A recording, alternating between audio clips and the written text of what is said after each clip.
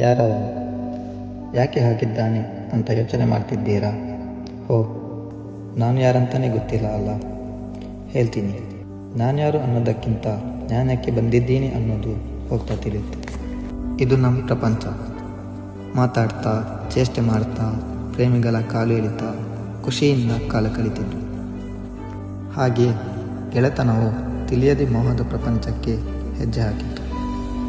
ಸಮಯ ಸಿಕ್ಕಾಗೆಲ್ಲ ಜೊತೆ ಸೇರ್ತಿದ್ವಿ. ಹಾಗೆ ತಮಾಷೆಯಿಂದ ಮಾಡಿದಂತಹ ಚೇಷ್ಟೆ, ಆಡಿದ ಮಾತುಗಳು ಅವರ ಪ್ರೀತಿಗೆ ಸೇತುವೆಯಾಯಿತು.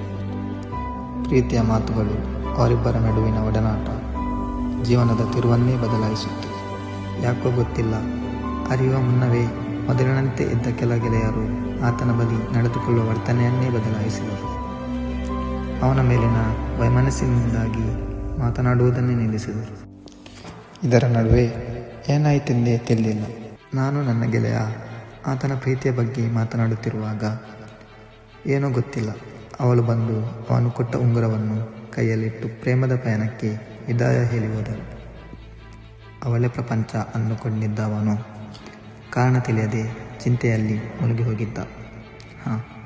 ಅಷ್ಟೇ ನೋಡಿ, ಈ ಒಂದು ವಿಷಯ ಆತನ ಜೀವನದ ಚಿತ್ರಣವನ್ನೇ ಬದಲಾಯಿಸಿ ಕ್ರಮೇಣ ಸಿಗರೇಟು, ಮದ್ಯಪಾನವೆಂಬ ದುಶ್ಚಟಗಳಿಗೆ ಒಳಗಾದ. ಅಷ್ಟೇ ಅಲ್ಲದೆ ಡ್ರಗ್ಸ್ ಮುಂತಾದ ವ್ಯಸನೀಯ ಪ್ರಪಂಚಕ್ಕೆ ವಾಲಿ ಹೋಗಿದ್ದ. ಈ ವ್ಯಸನೀಯಗಳಿಂದಾಗಿ ಮನೆಯವರಿಂದ ದೂರವಾಗಬೇಕಾಯಿತು.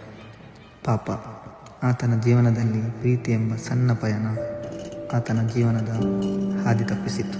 ಮನೆಯವರ ಪ್ರೀತಿ ಕಳೆದುಕೊಂಡು ತಾನು ಇಷ್ಟಪಟ್ಟ ಹುಡುಗಿಯಿಂದ ಮೋಸ ಹೋಗಿ ಆತನು ಮಾನಸಿಕವಾಗಿ ಕೊರಗಿ ತನ್ನ ಅಸ್ತಿತ್ವವನ್ನೇ ಮರೆತು ಹುಚ್ಚನಾಗಿ ಅಲ್ಲಿ ಇಲ್ಲಿ ಅಲೆದಾಡುವುದೇ ಆತನ ಜೀವನವಾಯಿತು. ಜೀವನದ ಪಯಣದಲ್ಲಿ ಸಾವಿರಾರು ಸಮಸ್ಯೆಗಳು ಬಂದು ಹೋಗುತ್ತಿರುತ್ತದೆ. ಅದನ್ನು ಎದುರಿಸುವ ಛಲ, ಬಲ ಹೊಂದಿರಬೇಕೇ ಹೊರತು ವ್ಯಸನೀಯ ಜಗತ್ತು ಮನೆಯವರ ಪ್ರೀತಿಯನ್ನೇ ಕೊನೆಗೊಳಿಸುತ್ತದೆ.